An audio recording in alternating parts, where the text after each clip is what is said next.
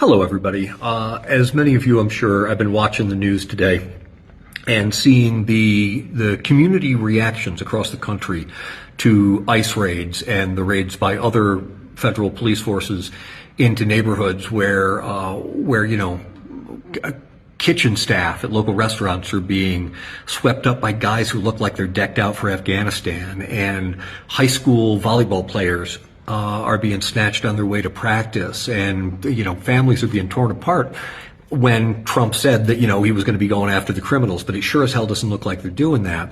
And I've been thinking today about the famous quote poem by Pastor Martin Niemöller, who was an early supporter of Hitler in Germany in the early 20th century, but he kind of clocked into the fact that this was a really bad thing that was going on as this country turned deeper and deeper into fascism. And he wrote a poem, a quote that's often cited, and I'm pretty sure you know it, but it's first they came for the communists, and I did not speak out because I was not a communist. And then they came for the socialists, and I did not speak out because I was not a socialist. And then they came for the trade unionists, the workers, and I did not speak out because I was not a trade unionist. And then they came for the Jews, and I did not speak out because I was not a Jew. And when they came for me, there was no one left to speak out. And, you clearly can map a lot of that onto what's happening in America today. Change the groups a little bit. And first they came for the migrants, and I did not speak out because I was not a migrant. And then they came for the transgendered, and I did not speak out because I was not transgendered. And then they came for the intellectuals, and I did not speak out because I was not an intellectual. And when they came for me, there was no one left to speak out.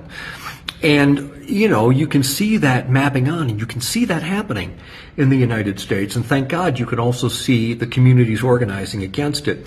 But rather than focusing on the groups, what's been on my mind today is the they. And I hadn't focused on it before, but the they in the United States clearly is Donald Trump and Stephen Miller and these fascist in Washington.